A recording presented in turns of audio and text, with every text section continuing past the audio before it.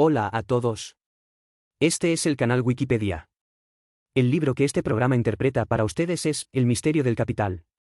Este libro cuenta que la causa directa de la pobreza en muchos países en desarrollo es la falta de capital suficiente. Régimen de propiedad extensivo. Entonces, ¿qué es el capital? ¿Cómo conseguir capital? ¿Por qué muchos países en desarrollo no pueden establecer sistemas amplios de propiedad? Después de escuchar este episodio, lo entenderás. Parafraseando la famosa cita de León Tolstoy, todos los países ricos son iguales y cada país pobre no es rico a su manera.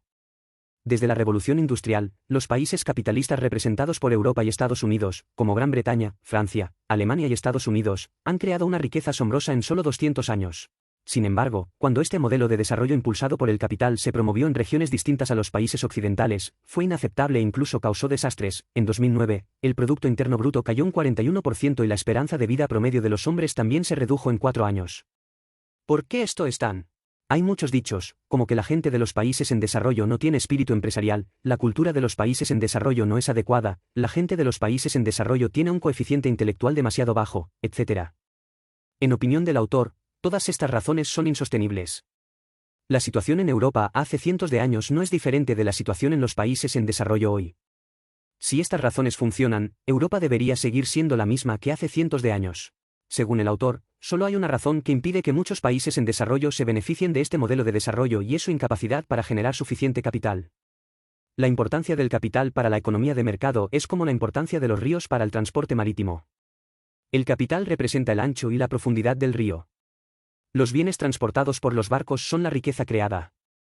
Solo un río lo suficientemente grande, ancho y profundo puede soportar empresas a gran escala. El envío puede crear valor de manera eficiente. Dado que el capital es tan importante, ¿cómo podemos crear suficiente capital? Esto es lo que trata principalmente este libro. Aunque este libro fue escrito alrededor del año 2000, han pasado casi 20 años desde hoy. Pero una premisa sigue siendo cierta, que la economía de mercado es la forma más eficaz de ayudar a la gente a deshacerse de la pobreza, hasta donde sabemos, y lo fundamental para promover el desarrollo de la economía de mercado es crear suficiente capital. Por lo tanto, las sugerencias del autor sobre cómo crear capital todavía tienen una considerable importancia orientadora para las acciones de las personas en la actualidad. El autor de este libro es Hernando de Soto, un famoso economista peruano. Se desempeñó como experto en economía para el Acuerdo General sobre Aranceles Aduaneros y Comercio, el predecesor de la Organización Mundial del Comercio. También se desempeñó como presidente del Banco Central de Reserva del Perú y las revistas Time y Forbes lo han calificado como uno de los reformadores más carismáticos del mundo. Aunque el libro contiene extensas referencias a países en desarrollo, en el momento de su publicación la experiencia práctica principal de Soto había sido en Perú, y los datos de investigación del libro se habían concentrado en América Latina. Después de presentar al autor y la descripción general del libro, hablemos del contenido específico de este libro. Pretendemos ayudarlo a ordenar el proceso de pensamiento del autor a través de 3 preguntas. Primero, ¿qué es el capital? En segundo lugar, ¿por qué muchos países en desarrollo no pueden establecer regímenes amplios de propiedad? En tercer lugar, ¿cómo deberían establecerse regímenes amplios de propiedad en estos países en desarrollo? Primera parte. Hablemos primero de la experiencia de vida del capital. Hay 3 puntos de información para compartir con ustedes en esta parte: qué es el capital, cómo obtenerlo y cómo el capital afecta a toda la sociedad. Veamos primero qué es el capital. La palabra capital apareció por primera vez en el latín medieval, refiriéndose al ganado u otros animales domésticos. Sabemos que la ganadería era un recurso económico importante en aquella época y tenía muchas ventajas. Por ejemplo, el costo del cautiverio es bajo, pueden moverse y pueden ser trasladados más convenientemente cuando se encuentran en peligro. Además, el número de ganado es fácil de contar. Lo más importante es que el ganado puede crear valor, como transformar forrajes de bajo valor en leche, pieles, carne, etc. de alto valor, y el ganado también puede generar valor agregado a través de la reproducción. A partir de esto podemos descubrir los 2 significados más primitivos del capital: existencia física y potencial para crear valor. Por presencia física nos referimos al ganado en sí, al que podríamos llamar activos. Después de que el concepto de capital entró en el campo de visión de los economistas, tuvo una interpretación más abstracta.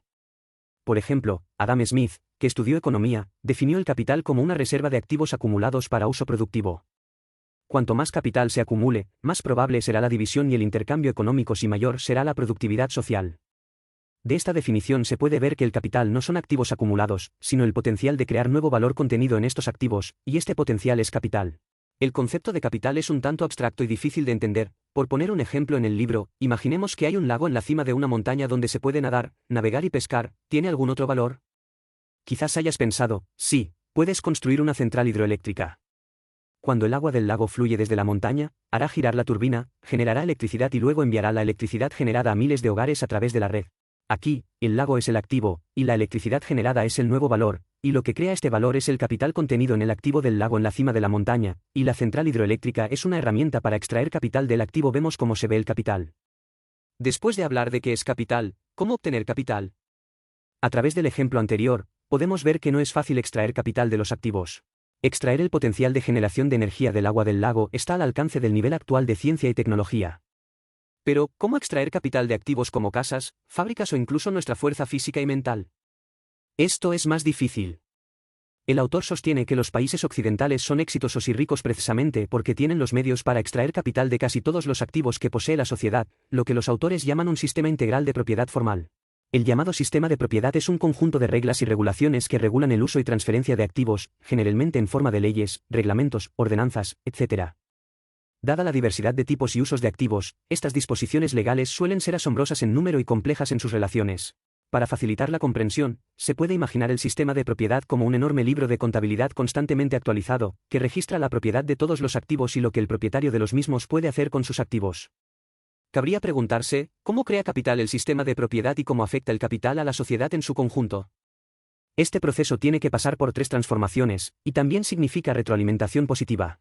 Permítanme explicar la retroalimentación positiva con un ejemplo, como Facebook: cuantos más usuarios, mayor será el valor, y cuanto mayor sea el valor, más personas se sentirán atraídas para unirse. Esta es una retroalimentación positiva. Retroalimentación de. ¿Qué pasa con la retroalimentación positiva del capital y la sociedad? Déjame desglosarte paso a paso. Al principio, el sistema de propiedad formal ayudó a la gente a deshacerse de las limitaciones físicas. Por ejemplo, para una casa, en el sistema de propiedad se registra principalmente su valor económico y social, como su posible uso, ya sea para residencia, producción y operación, o para alquiler, y si puede ser hipotecada, en lugar de la propiedad. Atributos físicos de la casa, como el grosor de las paredes y la altura de los techos. En resumen, separa el capital de los activos que representa y centra más la atención de la gente en el concepto de capital. A continuación, el capital inició su primera metamorfosis, la estandarización de la información. Después de atraer la atención de la gente hacia la capital, puede utilizar conceptos estandarizados para describir capitales similares. Por ejemplo, en la realidad hay muchos tipos de empresas, pero en el mercado de capitales solo se puede obtener una comprensión general de una empresa a través de unas pocas tablas, como el balance, el estado de resultados, el estado de flujo de efectivo y el estado de cambios en el propietario. Equidad. No explicaremos estas tablas, siempre y cuando conozcas el concepto general. Esta estandarización de la información de capital no solo facilita el acceso de las personas, sino que también facilita la evaluación y comparación de diferentes activos por parte de las personas, lo que reduce en gran medida los costos de transacción. Esta metamorfosis también tuvo un subproducto, el sistema de responsabilidad. La estandarización de la información sobre el capital facilita la referencia de las personas, lo que equivale a enviar diferentes capitales directamente desde sus respectivos pequeños círculos a un gran supermercado. Sin embargo, una vez que la información de capital esté abierta a todos, sus propietarios vivirán en el centro de atención y serán responsables de sus acciones. Porque bajo el sistema de propiedad formal, las personas que no siguen las reglas son fácilmente atrapadas y las consecuencias son muy graves. Este sistema de responsabilidad establecido por el sistema de propiedad tiene un impacto de gran alcance. Se puede decir que toda la industria financiera y de seguros se basa en este sistema de responsabilidad. Con los preparativos anteriores, se iniciará la segunda metamorfosis que implica el intercambio de diferentes capitales y se activará la transacción. Una vez confirmados el capital y el propietario del capital, se activan transacciones a gran escala. Una razón es que en términos de conveniencia de las transacciones de capital, no sé en cuántas calles vender activos. Por ejemplo, en el mercado de capitales, una fábrica puede ser propiedad de innumerables personas al mismo tiempo. Las acciones que poseen estas personas pueden ser grandes o pequeñas, e incluso estos propietarios pueden cambiar, pero al mismo tiempo, la fábrica funciona como habitual sin ningún cambio en las propiedades físicas. Pero si la fábrica se desmantela y se distribuye entre varias personas, no será tan fácil ahorrar y empezar a trabajar. Otra razón es que el sistema de propiedad no solo protege la propiedad en sí, sino que también enfatiza la protección de las transacciones y alienta a las personas a intentar más transacciones. El resultado es que las personas pueden mover una gran cantidad de activos con solo unos pocos pasos de transacción. El siguiente paso es la tercera transformación del capital, que involucra a los propietarios del capital y conecta a todos. La red de transacciones inspirada en el sistema de propiedad formal conecta al propietario del activo con el activo, la dirección del activo, el estado de propiedad y varios mecanismos de ejecución, como los derechos e intereses de los diferentes accionistas de la sociedad anónima, y se ha formado en el mundo occidental. Se ha establecido una red de transacciones similar a la Internet actual. Cuantos más usuarios se integren en la red, mayor será el valor que la red puede crear. Esta intrincada red de transacciones puede ser lo que el famoso erudito Max Weber llamó la red de significados que las personas tejen por sí mismas. Permítanme hablar aquí de esta cadena lógica. Primero, el sistema de propiedad aclara el capital y atrae la atención de la gente. Luego, la primera transformación se completa mediante la estandarización de la información del capital y el establecimiento del sistema de responsabilidad. La segunda se completa mediante la activación de transacciones a gran escala. La segunda metamorfosis y finalmente la tercera metamorfosis se completó con la construcción de una enorme red comercial. Durante este periodo, se crearon más capital y redes comerciales más complejas, lo que a su vez requirió un sistema de propiedad nuevo y más rico para respaldarlo, que es lo que significa la retroalimentación positiva mencionada anteriormente. Lo anterior es el contenido del primer aspecto del que hablamos. En primer lugar, el capital es un concepto abstracto, que se refiere al potencial de los activos que pueden crear nuevo valor.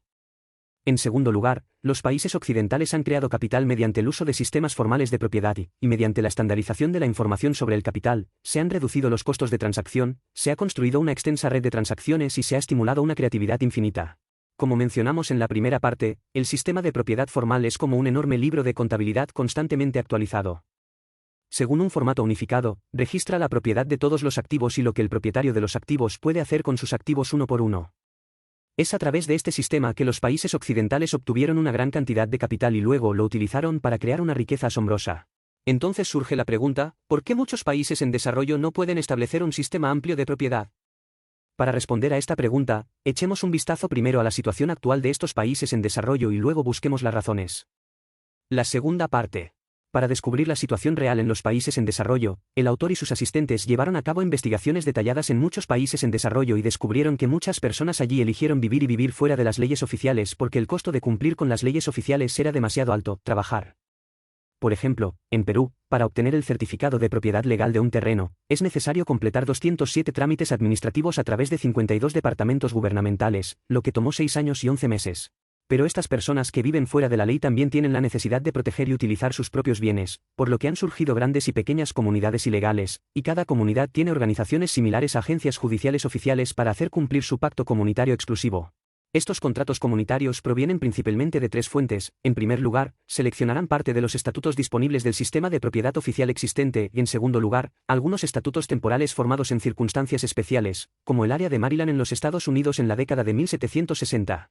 Un sistema de propiedad llamado derechos de hacha consiste en matar unos cuantos árboles cerca de la fuente del manantial y grabar en ellos sus iniciales para demostrar la propiedad de las tierras circundantes. Finalmente, cuando se redacta la escritura comunitaria, ya inevitablemente se hará referencia al país de origen o la práctica que se ha formado en el ámbito local. ¿Cuántos bienes se registran en estos contratos comunitarios? Para aclarar este problema, el autor y sus asistentes realizaron un estudio en ciudades de 5 países en desarrollo y eligieron bienes inmuebles que no son fáciles de ocultar y fáciles de evaluar, pero que, por supuesto, no existen en los registros oficiales. Construcción ilegal. Los resultados de la encuesta muestran que solo en Perú, el valor de estos edificios ilegales es extremadamente sorprendente, con un valor total de 74.000 millones de dólares estadounidenses, que es 14 veces la inversión extranjera directa total en Perú desde registros históricos. En otras palabras, los pobres de los países en desarrollo utilizan la tierra ilegalmente fuera del marco legal, creando un valor enorme. Pero el problema es que estos valores no pueden convertirse directamente en su propiedad legal, debido a la falta del soporte legal correspondiente, o el costo de aceptar la protección legal existente es demasiado alto. Dado que en muchos países en desarrollo se han creado tantos activos, ¿por qué no han podido obtener mucho capital mediante el establecimiento de sistemas integrales de propiedad? El autor cree que se debe a 2 puntos ciegos. El primer punto ciego es que los gobiernos de estos países en desarrollo han subestimado enormemente el tamaño y la naturaleza de estos sectores sociales ilegítimos. Los autores sostienen que el sector social ilegítimo no es de ninguna manera un problema menor en muchos países en desarrollo, ya que hay grandes grupos que viven al margen de la ley y el incumplimiento se ha convertido en la norma social. Con el avance de la tecnología, muchos países en desarrollo están experimentando una enorme transformación. Las personas continúan fluyendo de las pequeñas organizaciones y pequeñas aldeas originales a las ciudades, y se integran en una cooperación a mayor escala, en pos de una vida mejor y más moderna. Cuando a estas personas les resulta difícil cumplir con el sistema legal existente, optan por no cumplir con la ley existente y ganarse la vida fuera de la ley, y las actividades ilegales proliferan. Esto no es sorprendente, ya que estas leyes fueron creadas originalmente para satisfacer las necesidades de determinadas poblaciones urbanas. Si el gobierno no tiene una comprensión correcta de estas personas que viven al margen de la ley, aparecerá la rigidez del sistema legal, lo que eventualmente conducirá a conflictos feroces. El segundo punto ciego es que los gobiernos de estos países en desarrollo no se dan cuenta de que el problema del crecimiento masivo de las actividades ilegales no es un problema nuevo. Los países occidentales experimentaron situaciones similares durante la revolución industrial, migración de población, trabajo ilegal, enfermedades y crimen, y están tratando de abordar cada uno de estos problemas, ya sea el sector de la vivienda o el sector de la salud. Hasta que se encuentren lidiando con un problema no simplemente de población o ciudades sino de sistemas de propiedad obsoletos, no bastará con soluciones poco sistemáticas y con algunos expedientes. Solo reformando el sistema de propiedad, incorporando a más personas al ámbito de aplicación de la ley y mejorando la productividad mediante una división más amplia del trabajo y la cooperación podremos resolver gradualmente esos problemas aparentemente irresolubles del orden. Si el gobierno no se da cuenta de que la clave para resolver el problema es establecer un sistema de propiedad amplio, se hundirá cada vez más en el atolladero de diversos problemas. Lo anterior es el contenido del segundo aspecto del que estamos hablando, porque muchos países en desarrollo no pueden establecer un sistema amplio de propiedad. Para resumir brevemente, la primera razón es que los gobiernos de estos países en desarrollo han subestimado seriamente el tamaño y la naturaleza de la población que vive al margen de la ley, quienes en realidad han creado una gran cantidad de activos, pero porque no están incluidos en el sistema de propiedad. No pueden formar capital. La segunda razón es que los gobiernos de estos países en desarrollo no se han dado cuenta de que la clave para resolver este caos ilegal es establecer un sistema de propiedad amplio, sino que solo están tratando lo primero y lo segundo. Dado que un sistema amplio de propiedad formal es la clave para la creación de capital, y sabemos por qué muchos países en desarrollo no pueden establecer un sistema amplio de propiedad, ¿cómo debería establecerse un sistema amplio de propiedad en estos países en desarrollo? A continuación, presentaremos los 3 pasos dados por el autor para establecer un sistema de propiedad amplio. La tercera parte. El autor señaló muchas veces en el libro que establecer un grado amplio de propiedad no es un problema nuevo y que todos los países occidentales han experimentado una etapa de transición de diversas formas de contratos sociales a un sistema amplio de propiedad. Por ejemplo, el primer sistema de propiedad formal apareció en Alemania.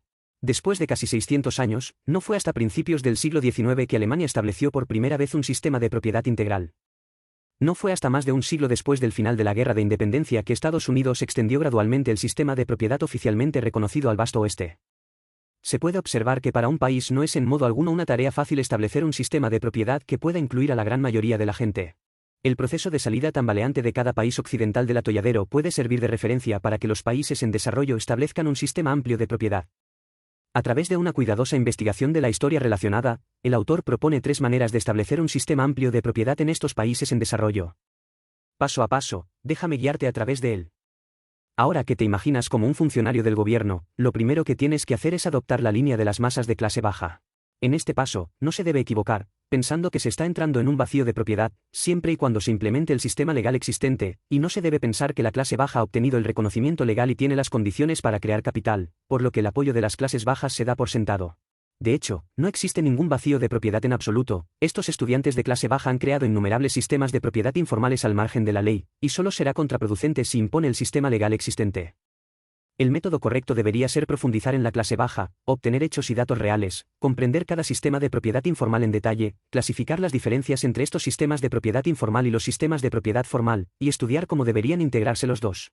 ¡Qué bien haría! Aunque inevitablemente habrá diversos compromisos, fricciones e incluso conflictos en el proceso de integración, en este momento las clases bajas han pasado de ser objetos de caridad a objetos potenciales que pueden proporcionar nueva creatividad, y el proceso de establecimiento de un sistema de propiedad amplio se vuelve más interesante. Es un proceso en el que todos ganan y es lógico obtener apoyo desde abajo en este momento. Una vez que haya tratado con las personas de nivel inferior, debe encontrar una manera de convencer a las personas de nivel superior. Porque aunque la gente de la clase baja tiene una ventaja numérica, desde la perspectiva de ejercer influencia en las políticas, no se puede ignorar a la gente de la clase alta. ¿Cómo convencer a la clase alta? ¿Por patriotismo o altruismo? Mal, todavía tenemos que utilizar los beneficios para convencerlos. Dígale a la gente de arriba con los hechos y cifras que obtenga de la gente de abajo que las reformas aumentarán la riqueza de la gente de arriba. La introducción de un sistema amplio de propiedad no solo beneficia a los pobres. A través de un sistema amplio de propiedad, se activan los activos de los pobres y se libera su capital. En última instancia, todos los grupos de interés en todo el país se beneficiarán. Por ejemplo, una vez legalizados los activos de las clases bajas, podrán realizar operaciones como compra y venta, hipotecas o realizar actividades comerciales formales. Una vez creada nueva riqueza, mejorarán sus vidas, como vivir con mejor calidad. Las casas, todas las industrias involucradas se beneficiarán en este momento. Además, mediante la determinación de los activos, las personas de clase baja ya no son invisibles y se puede acceder sin problemas a diversos servicios públicos, lo que también reduce la dificultad de mantener la ley y el orden. Considere también diversas necesidades financieras, de seguros, educativas, médicas y de otro tipo. Para la clase alta, este es un mercado repentinamente ampliado, y no es tan difícil persuadir a la clase alta que ya está en una posición dominante. Con el apoyo de abajo y de arriba, puedes sentarte y relajarte. O no, el sistema de propiedad es esencialmente una serie de sistemas legales, y son los profesionales del derecho quienes realmente implementan el sistema de propiedad. Ellos están en una posición clave. Sin la cooperación de los profesionales del derecho, es difícil realizar el sistema de propiedad. Y formación de capital. Entonces hay que hacer la tercera cosa, dividir el grupo de abogados. Esto suena extraño, porque lo que hay que hacer es integrar el sistema legal original con innumerables contratos sociales, para que el mayor número posible de personas pueda elegir vivir bajo la ley oficial. Parece que los abogados deberían acogerlo con todas sus manos, al fin y al cabo, el mercado se ha ampliado y hay más clientes. Pero, de hecho, en muchos países en desarrollo los abogados están más capacitados para mantener el texto legal, y el trabajo de perfeccionarlo ha salido de su zona de confort. Por ejemplo, a principios del siglo XX, en los países de habla alemana, la profesión jurídica llamará a cualquier abogado reformista con el nombre de un animal que se mea en su guarida. Afortunadamente, la profesión jurídica no es monolítica. Se debe identificar y contratar abogados valientes y reformistas, especialmente aquellos que tratan con comunidades ilegales todo el día, y evitar a aquellos que hablan de labios para afuera y socavan la reforma. En opinión del autor, siguiendo estos tres pasos, se puede establecer gradualmente un sistema de propiedad relativamente extenso en estos países en desarrollo. Permítanme revisarlo nuevamente. Primero, profundice en la base de la sociedad para obtener hechos y datos reales, unir a las personas de abajo, luego convencer a las personas de arriba con beneficios reales y, finalmente, identificar cuidadosamente a los ejecutivos específicos de la ley. Por supuesto, algunos problemas técnicos detallados pueden encontrarse en la historia de los países occidentales como inspiración. Ahora, repasemos el contenido de este libro. En primer lugar, el capital es un concepto abstracto que se refiere al potencial de crear nuevo valor en los activos. Solo extrayéndolo de los activos de cierta manera la gente puede utilizar el capital para crear nueva riqueza. La forma de extraer capital es el sistema de propiedad. En segundo lugar, debido a que los gobiernos de muchos países en desarrollo subestimaron gravemente el tamaño y la naturaleza de la población que vive al margen de la ley, y no vieron que la verdadera razón detrás de este caos ilegal es el fracaso en establecer un sistema amplio de propiedad, muchas personas eligen vivir fuera de la ley. Según la ley, poseen enormes activos pero no tienen acceso a capital suficiente. Finalmente, el proceso de establecimiento de un sistema amplio de propiedad en los países occidentales tiene una gran importancia de referencia para muchos países en desarrollo. Los gobiernos de estos países en desarrollo pueden construir sistemas amplios de propiedad reuniendo a los de abajo, persuadiendo a los de arriba y eligiendo cuidadosamente la aplicación de la ley. Algunas personas dicen que este libro trata sobre tautología. La llamada tautología se refiere a proposiciones sin información como los cuadrúpedos tienen 4 patas, solo es rico, y luego se dice que los países pobres no son ricos por falta de capital. Lo que no significa nada. En mi opinión, este método es sesgado. El autor piensa que solo con capital pueden enriquecerse el intercambio y la división del trabajo, especialmente el intercambio y la división del trabajo a gran escala. Una inferencia natural de esto es que los países pobres lo son por falta de capital, en lugar de utilizar la falta de capital para explicar por qué los países pobres son pobres. Además, el objetivo del autor es revelar cómo crear capital, especialmente cómo crear capital en los países en desarrollo, que es la esencia del libro. Además, algunas personas piensan que la conclusión del autor de que muchos países en desarrollo no son ricos porque no pueden crear capital es demasiado simple y creo que no es justa. Aunque este libro es una obra de economía, no contiene ninguna fórmula económica ni cita ningún principio económico, y hay muy pocos argumentos a favor de la incapacidad de crear factores distintos del capital. Si se toma este libro como un libro de economía pura, de hecho no es riguroso. Sin embargo, si se considera este libro como un libro para guiar la práctica, esta conclusión es en realidad bastante inteligente y es precisamente la clave para la reforma. Porque la complejidad del mundo real va mucho más allá de la capacidad de procesamiento de una sola persona. Cuando nos enfrentamos al problema supercomplejo de ayudar a cientos de millones de personas a mejorar sus vidas, si consideramos varios factores al mismo tiempo, o implementamos múltiples objetivos, es muy probable que directamente me quedé atrapado en un lío y no pude salir. Solo la ejecución con un solo objetivo puede resolver este tipo de problemas, es decir, ver si las políticas y leyes ayudan a que más personas ingresen al sistema de propiedad, es decir, guiar nuestro comportamiento con una regla simple y clara. Como se menciona en el libro, al promover el sistema de propiedad, es necesario integrar las leyes oficiales y varios contratos sociales. Este proceso es en realidad inimaginablemente complicado. Si no hay una regla simple y clara que los guíe, la gente dará brincos como pollos sin cabeza. Miles de fusiones simplemente no podían continuar. Este es el final de este episodio del programa. ¿Qué piensas diferente al respecto? Bienvenido a dejar un mensaje para discutir con todos. Oye, si te gusta nuestro canal, suscríbete. Jaja, recuerda que te gusta.